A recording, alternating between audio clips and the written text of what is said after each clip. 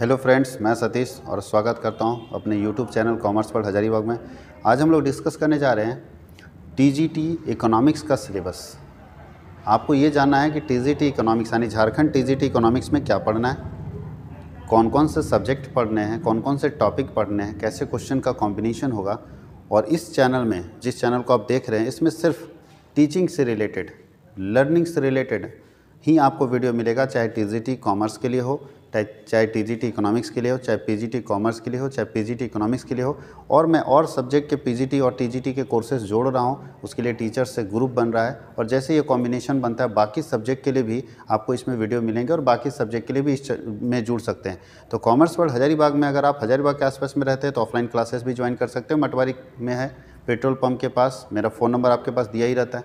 दूसरा, अगर आप हजारीबाग से बाहर रहते हैं और ऑनलाइन डिजिटल प्लेटफॉर्म के जरिए पढ़ना चाहते हैं तो घर बैठे पढ़ सकते हैं। कॉमर्स वर्ल्ड हजारीबाग आप तक घर बैठे सारी सुविधाएं देगा। आपके पास रिकॉर्डेड वीडियोस मिलेंगे, सारे लाइव लेक्चर्स होंगे। अगर ज़रूरत पड़ा तो आपको लाइव जो है प्रैक्टिस सेशन होता है तो प्रैक्टिस सेशन मिलेगा, लाइव लेक्चर्स मिलेंगे, रिकॉर्डेड वीडियो मिलेंगे, पीडीएफ नोट्स मिलेंगे और 3000 multiple choice question with answer आपको मिलेंगे। फिर से मैं रिपीट कर दूं, 3000 multiple choice question with answer आपके पास अवेलेबल रहेगा। यानी आंसर के साथ 3000 मल्टीपल चॉइस क्वेश्चन। जो सबसे बड़ी बात है, झारखंड टीजीटी और पीजीटी में कहीं नहीं कोई दे रहा है। आपको ये सुविधा यहाँ पे मिलेगी और वो प्रिंटेड फॉर्म में आपके घर तक पहुँचाऊँगा मैं, आपके घर तक, आपके एड्रेस तक पहुंचा दूंगा। इसके लिए ये सारी सुविधाएं आपको इस एप्लीकेशन के जरिए मिलेगी। तो अभी कॉमर्स और इकोनॉमिक्स, ये दो टीजीटी और पीजीटी के क्लास स्टार्ट हो गए हैं। आप अगर जुड़ना चाहते हैं तो मुझे मेरे नंबर पे कांटेक्ट कर सकते हैं जो आपके पास दिया हुआ है। मैं कोशिश कर रहा हूँ कि टीजीटी का ओवरऑल सारे सब्जेक्ट का एक ग्रुप बनाऊँ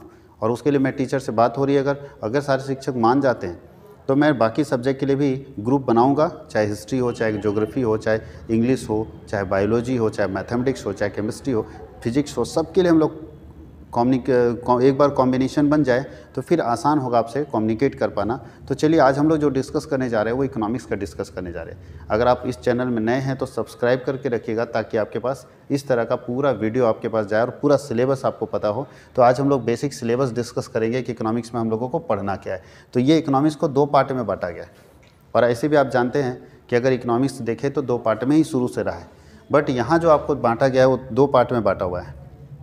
पहला पोर्शन है माइक्रो एंड मैक्रो इकोनॉमिक्स एक साथ दे दिया। ध्यान दीजिएगा, इकोनॉमिक्स में माइक्रो और मैक्रो इकोनॉमिक्स एक साथ दे दिया फर्स्ट पोर्शन में। और सेकंड में इंडियन इकोनॉमी हम लोगों को दिया हुआ है। सेकंड में हम लोगों को इंडियन इकोनॉमी पूरा दिया हुआ है। तो सेकंड में हमको इंडियन इकोनॉमी पढ़ना है और फर्स्ट में आपको माइक्रो एंड मैक्रो इकोनॉमिक्स पढ़ना है। तो चलिए हम लोग एक बार देखते हैं। सबसे फर्स्ट टॉपिक जो हम लोग को देखना है, इसमें हम लोग चर्चा भी करेंगे, साथ ही साथ डिस्कस भी करते जाएंगे कि क्या करना है, पढ़ना कैसे चाहिए। सबसे पहला जो टॉपिक है, चूँकि देखिए हिंदी इंग्लिश में लिखा हुआ, अब हिंदी वाले लोगों को दिक्कत होगा तो मैं बोलते चला जाऊंगा सबका हिंदी। पहला है concept of micro and macro economics. बोलता है कि व्यष्टि अर्थशास्त्र और समष्टि अर्थशास्त्र की अवधारणा पढ़नी है। आपको पढ़ना है व्यष्टि अर्थशास्त्र और समष्टि अर्थशास्त्र की अवधारणा फर्स्ट टॉपिक में, कि क्या कॉन्सेप्ट है। माइक्रो किसको बोलते हैं? मैक्रो। आप जानते हैं माइक्रो का मतलब होता है स्मॉल और मैक्रो का मतलब होता है लार्ज। जब हम एक इंडिविजुअल के बारे में स्टडी करेंगे, एक इंडिविजुअल यूनिट, एक इंडिविजुअल मार्केट, एक इंडिविजुअल पर्सन के बारे में स्टडी करेंगे तो माइक्रो के अंदर कवर होगा।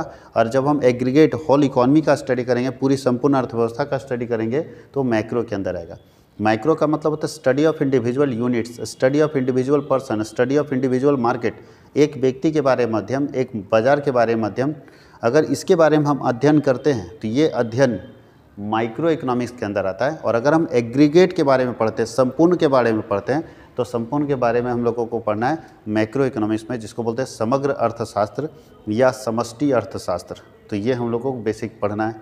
दूसरा पढ़ना है demand and elasticity of demand. Demand क्या है और इलास्टिसिटी ऑफ डिमांड क्या है, यानी मांग क्या है और मांग की लोच क्या है, ये हम लोगों को पढ़ना है सेकेंड टॉपिक में। मांग क्या है और मांग की लोच क्या है, ये हम लोगों को सेकेंड टॉपिक में पढ़ना है। डिमांड क्या बताइए?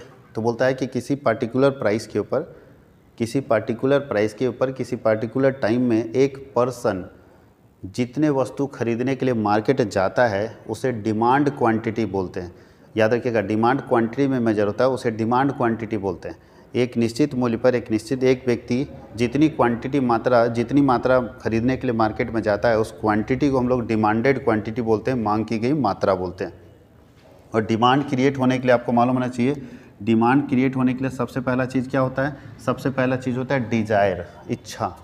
अगर डिजायर नहीं रहेगा तो डिमांड कन्वर्ट नहीं होगा। ध्यान दीजिएगा, डिजायर हो जाना डिमांड हो जाएगा इसकी गारंटी नहीं। सबसे पहले डिजायर, इच्छा।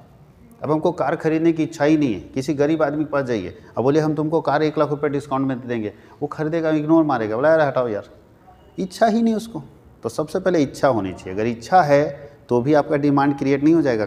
इच्छा तो सबको आईफोन खरीदने का, एप्पल का फ़ोन खरीदने का है, लेकिन इच्छा होने से क्या होगा? उसको पूरा करने के लिए मीन्स होना चाहिए, साधन होना चाहिए, पैसा होना चाहिए। तो पहला बोलता है सबसे पहले डिज़ायर रखिए, उस डिज़ायर को फुलफ़िल करने का मीन्स यानी पैसा जो होगा वो भी रखिए।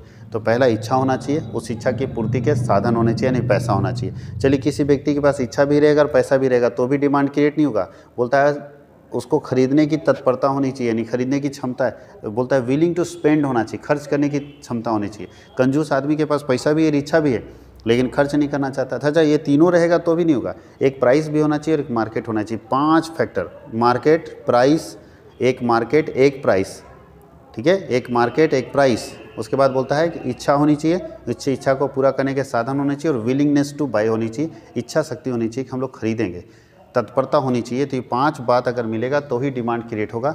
और आप डिमांड पढ़ेंगे तो लॉ ऑफ डिमांड पढ़ते हैं। लॉ ऑफ डिमांड बोलता है if other things remain same, यदि अन्य बातें समान रही तो higher the price, lower the demand, lower the price, higher the demand.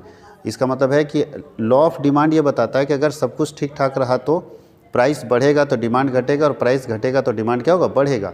लेकिन फिर इलास्टिसिटी क्या बताता है? तो थोड़ा सा अंतर है। लॉ ऑफ डिमांड ये बताता है कि प्राइस के घटने से डिमांड बढ़ जाता है और प्राइस के बढ़ने से डिमांड घट जाता है, जो कि एक नहीं पढ़ा लिखा आदमी भी जानता है। फिर से समझिएगा, लॉ ऑफ डिमांड जो है वो नहीं पढ़ा लिखा भी आदमी जानता है।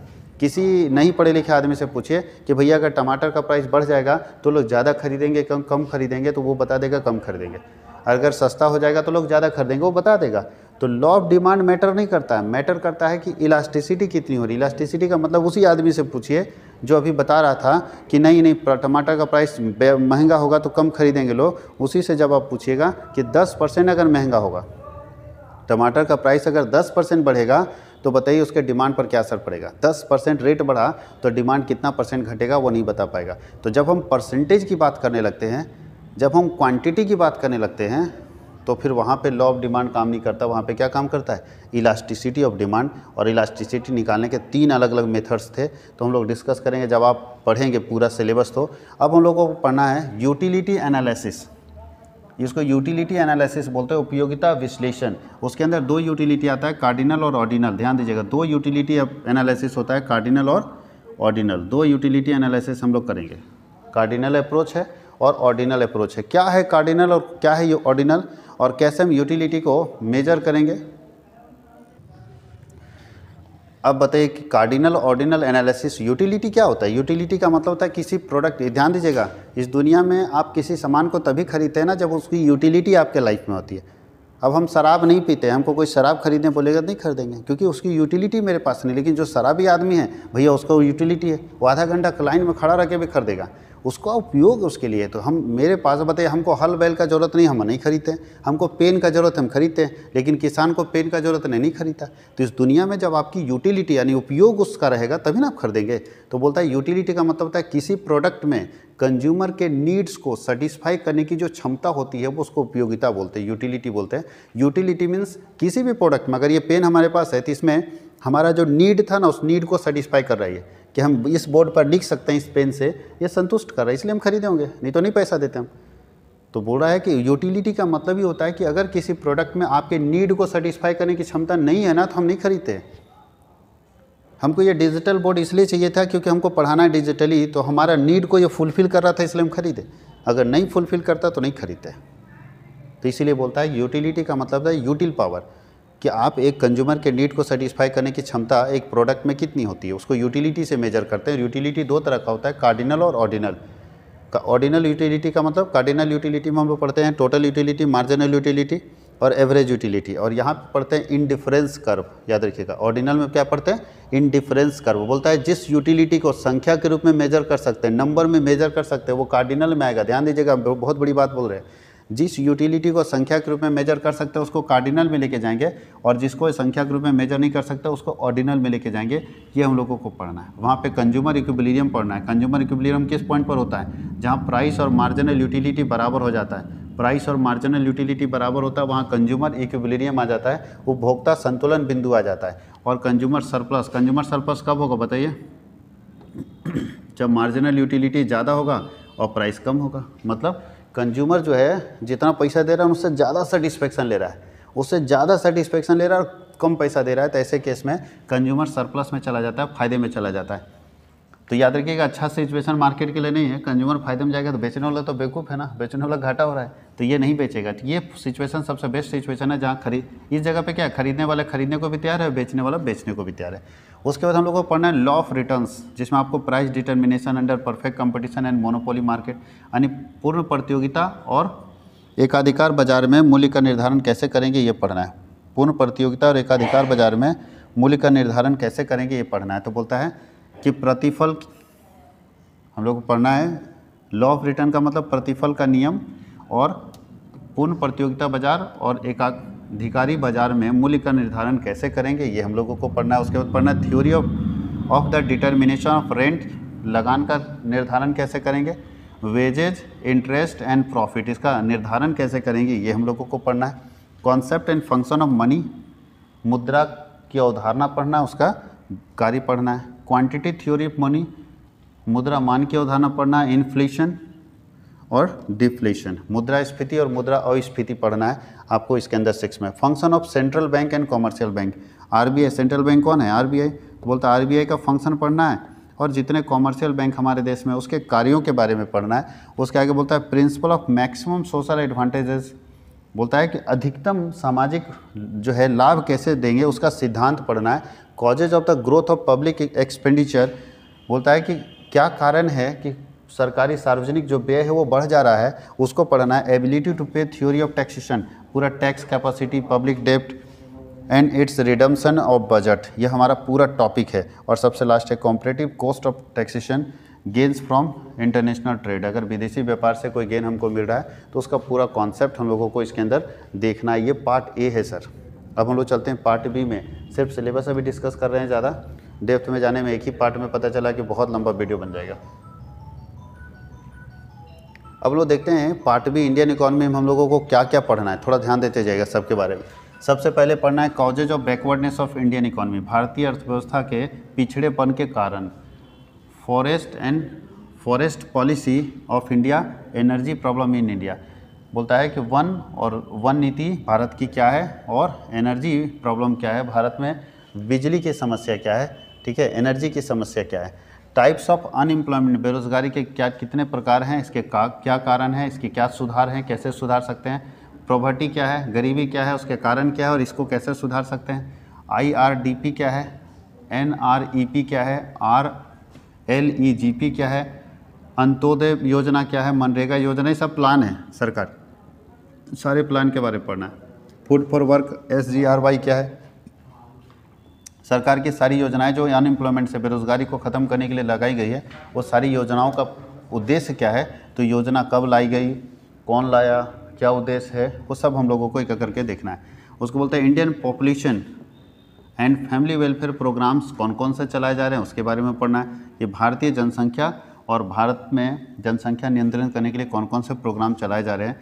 तो 2 चाइल्ड पॉलिसी आप लोग जानते होंगे, हम 2 हमारे 2 बच्चे 2 ही अच्छे, बहुत सारा है। उसके आगे है प्रॉब्लम्स ऑफ इंडियन एग्रीकल्चर, भारतीय कृषि की समस्या क्या है।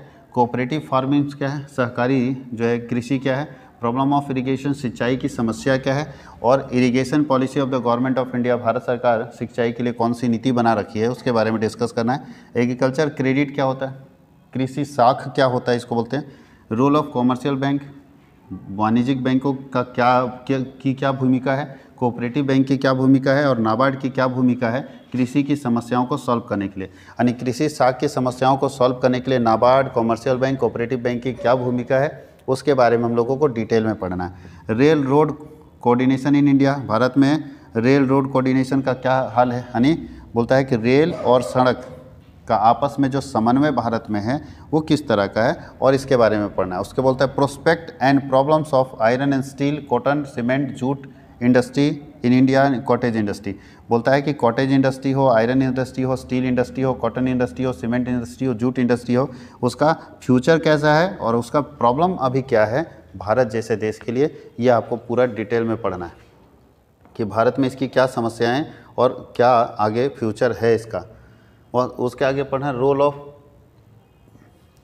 Of public sector industries in economic development of India. Bharat के आर्थिक विकास में सार्वजनिक क्षेत्र के उद्योगों की क्या भूमिका है, सार्वजनिक क्षेत्र के उद्योग क्या भूमिका प्ले कर रहे हैं, चाहे एनटीपीसी हो, चाहे सेल हो, steel authority of India limited, चाहे गेल हो, gas authority of India limited, उनका क्या रोल है भारत की अर्थव्यवस्था को डेवलप करने में, ये हम लोगों को पढ़ना है। उसके आगे पढ़ना है difference between growth and development. Growth और डेवलपमेंट में क्या अंतर है, ग्रोथ को हम लोग समृद्धि बोलते हैं, समृद्धि और विकास में क्या अंतर है, human resource and economic development में क्या अंतर है, मानव संसाधन और आर्थिक विकास में क्या अंतर है, role of state in economic development of India, Bharat के आर्थिक विकास में राज्यों की भूमिका का वर्णन करें। एक राज्य चाहे झारखंड हो चाहे बिहार हो, भारत के आर्थिक विकास में क्या रोल प्ले कर रहा है। तो याद रखिएगा भारत राज्यों से बना हुआ मिल के बना हुआ समूह है, तो राज्य अगर डेवलप करेगा तभी तो भारत की इकोनॉमी डेवलप करेगी। तो उसके बारे में हम लोगों को डिटेल में पढ़ना है कि एक राज्य भारत के आर्थिक विकास में क्या रोल प्ले करता है, क्या कंट्रीब्यूशन देता है। उसके बाद पढ़ना है consequences of price rise, FDI और its impact in Indian economy. Bharat में देखिए ये FDI के बारे में, चाहे फॉरेन डायरेक्ट इन्वेस्टमेंट हो, चाहे हम लोग प्राइस राइज के बारे में देखें और उसका इफेक्ट इंडियन इकोनॉमी में क्या पड़ रहा है, ये हम लोगों को पूरा डिटेल में पढ़ना है। तो ये आपका सिलेबस हो गया इकोनॉमिक्स का, और हम लोग फिर अगले बार इसका क्लास लेकर आएंगे और आप जो पिछले साल में यानी प्रीवियस ईयर में जो क्वेश्चन पूछा गया है उसको सॉल्व करा के दिखाएंगे और बताएंगे कि कैसे इसको अच्छे से तैयारी कर सकते हैं। और हम लोग unit by unit, topic by topic कोशिश करेंगे। स्टार्टिंग के कुछ वीडियोस तो आपको पब्लिक मिलेंगे, सारे वीडियो तो पब्लिक में मिलेंगे नहीं, तो हम लोग concept of micro and macro economics का पूरा वीडियो पब्लिक करके आपको बना के दिखा देंगे। एक क्लास पूरा डिटेल आपको दिखाएंगे ताकि आपको कोई प्रॉब्लम ना हो। और हम लोग demand and elasticity of demand का भी वीडियो आप तक पहुंचा देंगे ताकि बहुत अच्छे से समझे, और फिर अगर क्लास अच्छा लगे तो ज्वाइन कीजिए। और 3000 क्वेश्चन याद रखिएगा, 3000 क्वेश्चन का पूरा मॉडल पेपर आपके पास रहेगा विथ आंसर। अगर आप उसको तैयार कर लेते हैं तो आपका सिलेक्शन का चांस ज़्यादा होगा। Thank you.